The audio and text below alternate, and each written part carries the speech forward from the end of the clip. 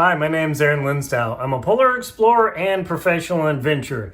Today I'm going to show you my initial setup of the Keron GT3 tent, or maybe it's Keron 3 GT tent from Hilleberg. The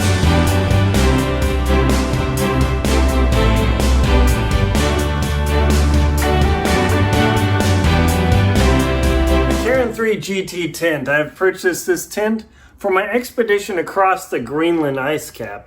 As you can see, this thing has literally consumed my entire living room from wall to wall. Yes, we still got the Christmas tree up.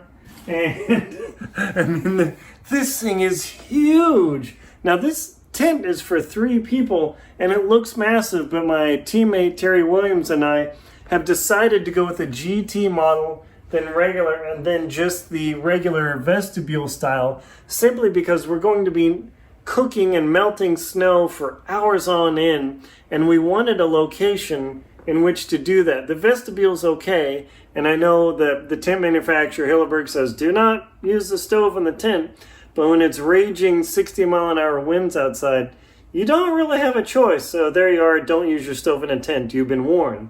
Now, this vestibule is really nice. Let me extend my tripod out here and you can see.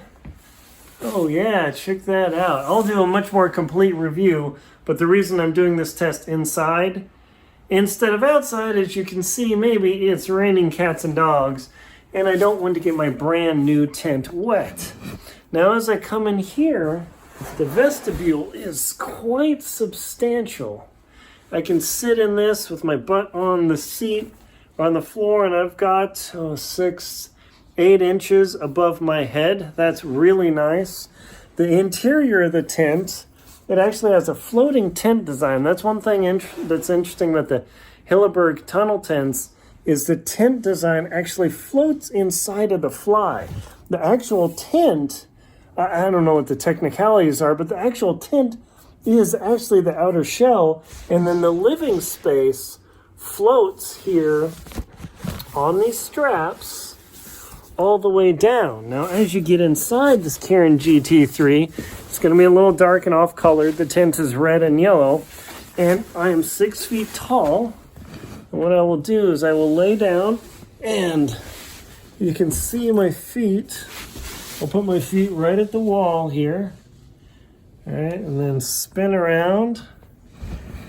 And I've got, wow, this is actually a lot more space than I thought. I have an entire arm's length before I hit the other wall. There's actually a lot of space. Now, this is going to be for 2 people, even though 3 can theoretically fit in here. If I put myself against the tent, there is definitely enough space for 3 people. It'll be a bit cozy, but I think it would work. But typically when you're doing winter camping, whatever your tent rating is, you drop that down 1 just because there's so much gear and other stuff. So you can see me here, right? And then so if I move over 1 body space into the middle, there is almost an arm's length here, and of course on the other side just about an arm's length there. So actually you could easily put 3 people inside of this as a mountaineering tent. It'll be a little bit warmer, definitely cozy. You have to have patience. Now let me flip this around and I will show you. Oh, can't flip it around? Oh, shoot. Guess not. Now, part of the design of this tent is that it's easy. I could literally put this huge tent, which will probably eat 18 to almost, 19 feet of space with the guy lines and everything. I can actually put this tent up by myself in a storm. That's huge. A regular dome tent, if I had to put this up by myself, whoa. But it was very easy to put these poles in here. And the nice thing is Hilleberg, they have the pole pockets here, but on the other side of the tent, let me show you that. Flip this through here. I'm super excited to show you this. This pole pocket actually doesn't come out. So you always put the poles in one direction only into the tent. You don't have to do the pole popped out, let me go to the other side, the pole popped out thing. This is such a superior design. I think all dome tents just have one direction. You always put the poles in, it would make it so much easier. Now, in this vestibule, I'll flip this around there. You can see that it has a window here, and when you open this window, if I can do this one-handed, all right, there we go. It has a screen mesh material as well, so it has a dual window. This will get filled with snow in a dusty snowstorm. The other side is the regular vestibule. Oh, I'm so excited. Oh yeah. And this regular vestibule will extend out quite a ways, so you can put extra gear here or anything else. Now, one thing interesting I'll show you on the door system here is that it actually has a quad zipper system. I haven't seen this on too many tents, where you have one zipper at the top here, but then you have dual zippers that actually allow you to drop the door down like a hatch, and then there. The one thing I don't like about tunnel tent designs, and this isn't any knock on Hilleberg or anybody else, is that this strap has to be there. And the reason that strap has to be there is because the tunnel tent relies on tension to stay up rather than just lift like a regular dome or archway tent or anything else. The tunnel tent's fundamental design requires that the system be under tension, so you cannot use this without staking it down. Now, Hilleberg's instruction manual, where did I put it? Oh yeah, right here. Hilleberg's instruction manual states that you could actually put the tent up in a pinch with only 4 lines. So these are the guy lines, and you can actually use these 4 lines. The vestibules will be all floppy, it'll be ugly, but you can actually use only 4 stakes to put this tent together and up. Now, that said, I needed to buy 4 of these tent, what are they called? Snow and sand peg stakes. They're expensive, but I bought the cheap ones. They're broken. I've even broken these in Antarctica, or bent them. They didn't actually break, they survived.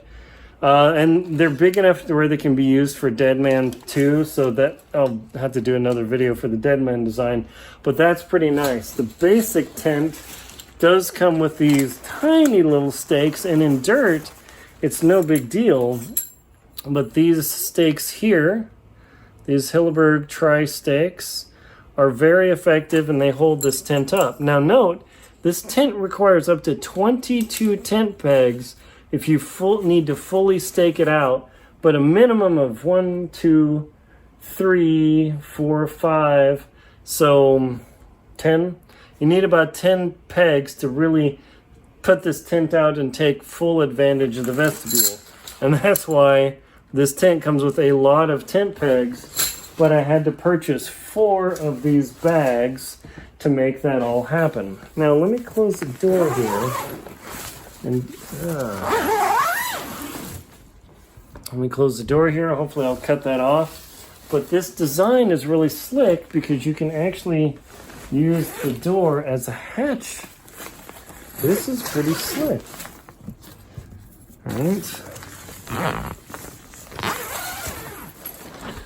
You can actually use the door as a hatch and just drop it down. I personally wouldn't go that way, simply because now I'm constantly stepping over the fabric and potentially damaging it. And you don't want to damage a very expensive tent. Think 4 digits. These are not cheap. I got so excited I just had to go crazy filming. There we go. I always use the door style rather than the hatch style. And it has these toggles as well, so depending on how you have your door set, you can put it this way. The door has bungee in it as well. The poles are 10 millimeter extra aluminum, and there is enough space to put double poles. If there's a big storm and it's raging, you can actually put double poles in this tent, whereas other tent designs you can't. So if it's 100-mile-an-hour winds, you can put twice the amount of poles in here. It does add to the cost, it does add to the weight, but having a tent destroyed in a Greenland storm or an Antarctic or Arctic storm, double poles are definitely worthwhile. These guy lines come out quite a ways, depending on how you want to have them designed. As you can see that there. And let me show you the top of the tent. Obviously, it's not tensioned that much. I just am super excited and want to show you this again. And there you go. The center lines that pull out here go way, way out. That's actually how I originally designed and mount the tent, is I use both of the center lines to pull the tent out. And that way it gives the tent its basic shape. If it's storming, I would pull out this guy line, the center guy line, and then the other guy line, get those all staked down, and then draw the tent out and get it set up in a storm condition. This is going to be my home for almost a week and a half in Yellowstone, and then well over a month in Greenland. Super excited about this Keron 3 GT. It's the same fabric and material as my Namage that I used in Antarctica, and that thing stood up to crazy 60, 70 mile an hour winds, minus 60 degree temperatures. I mean, just madness. I have full confidence that this tent will survive. Hopefully it does in Greenland. My name is Linsdau. I am a polar explorer and professional adventurer with my new Keron 3 GT tent. Yes! Please like and comment on the video, and if you found this useful, please subscribe to the channel. I promise I will do a more extensive review once I get into the snow and I'm not getting my tent soaked and getting it mildewy out in Oregon. Thank you very much for watching, and go adventure.